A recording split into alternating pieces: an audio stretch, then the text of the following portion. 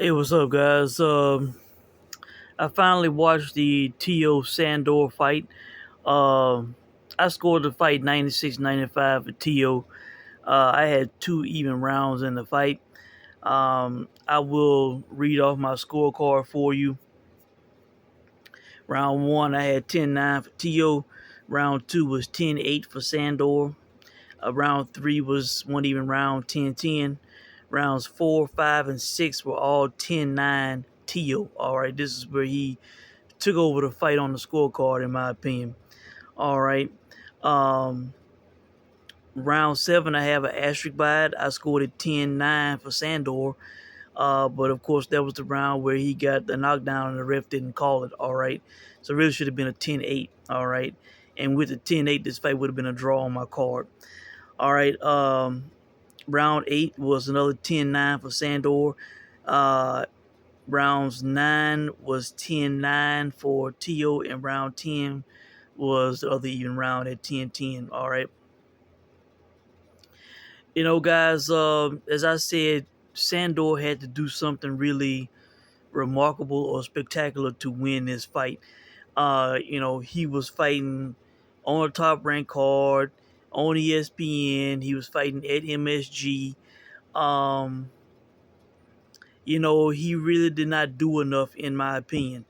Now, if somebody feels he won a fight, I cannot make a stink if you thought it was a draw or Tio won by 1 point. I can't make a stink.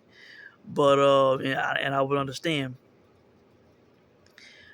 But with his situation and his circumstances, mostly fighting on the back foot, with the other guy appearing to be the aggressor coming forward, letting his hands go, he was not going to win the fight that way, man, and he didn't. He had the two wide scorecards against him, 97-92 and 96-93. While people have been critical of those cards, I can understand why a judge sitting ringside maybe would judge the fight the way that they judged the fight, all right, because he was, for the most part, moving away, not letting his hands go enough, and the other guy was coming forward, letting his hands go, all right. I think that's why those judges scored it the way they did. Um, rounds four, five, and six, where he lost all three of those rounds 10-9, in my opinion. That's what was mainly happening. All right, he was moving away, not letting his hands go.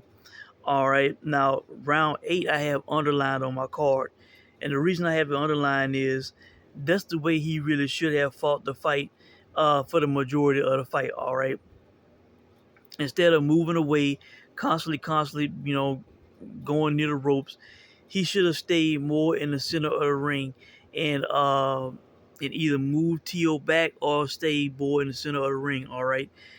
Uh, Sandor Martin has the ability to walk guys down, to push guys back.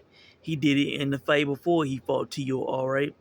Um, but he didn't do that. It was like he respected the guy's power too much and respected his quickness too much. Now, in the fight interview after the fight, he said that that his power really wasn't all that, and as you watch the fight, he didn't get buzzed. He got hit flush a few times, but he didn't, stagger or wobble or appear to almost go down. No. So if the power was not, all that, he should have stayed in the middle of the ring more. He should have pushed the guy back more.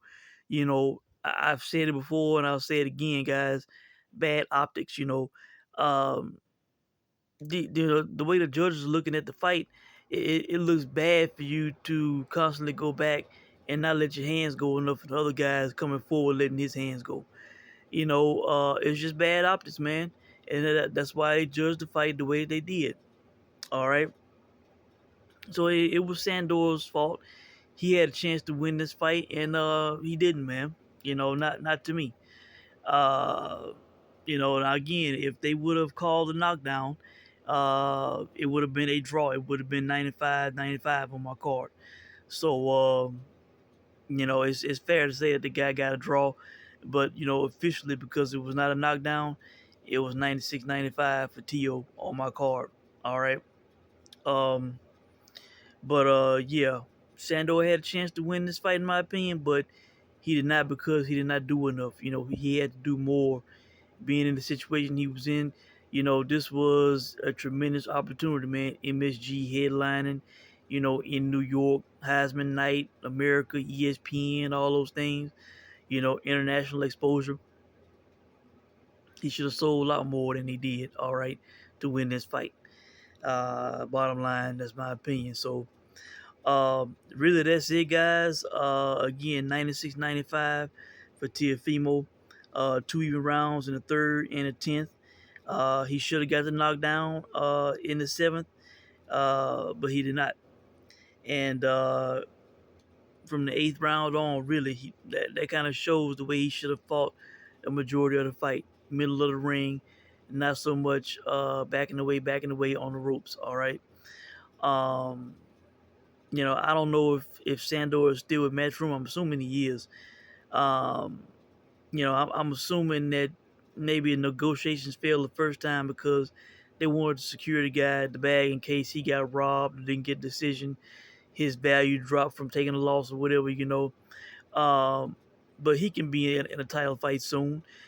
This is not a stock dropping performance by him. If anything, his name got elevated even more, you know, being on ESPN, fighting Teofimo, you know, a guy in his prime.